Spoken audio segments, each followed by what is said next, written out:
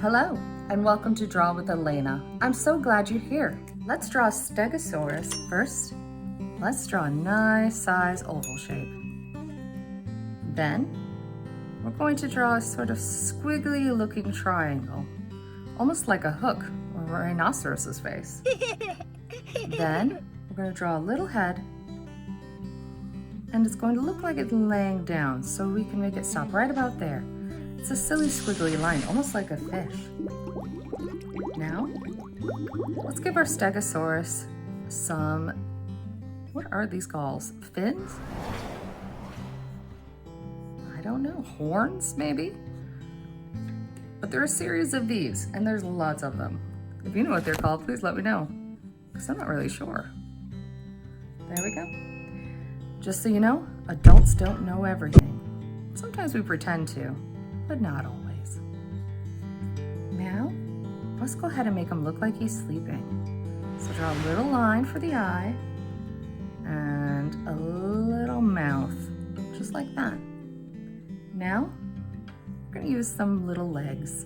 They're going to almost look like some really thin, long W's. There we are. Do you ever have a dog or a cat that sleeps curled up like that, but then puts their paws out? It's very silly, isn't it? Oh, I almost forgot. Stegosauruses have a spiky tail.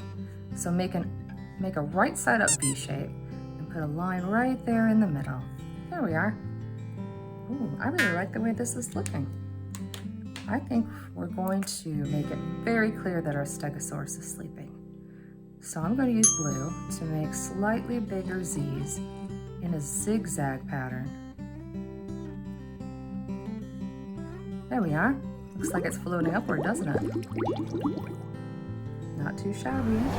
But it also looks like our little guy's floating, so maybe we should give him something to lay on.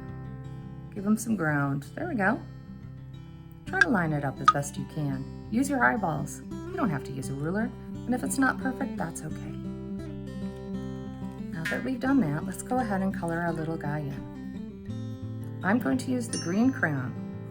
I know I've said it before, but I do like to pretend I'm making my own coloring books. I'm going to use a swirl, or I can go up and down, or I can go side to side. Whatever it is you feel like doing, because guess what? It's your world.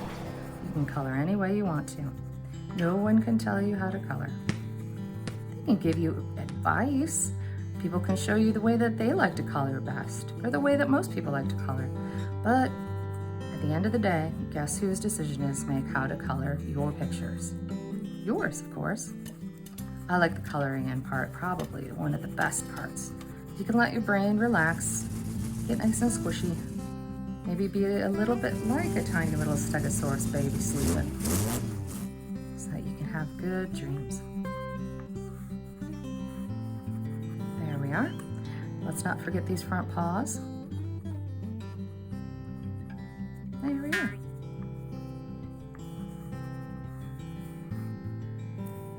Oh, not too shabby. What do you think? Great job, everybody.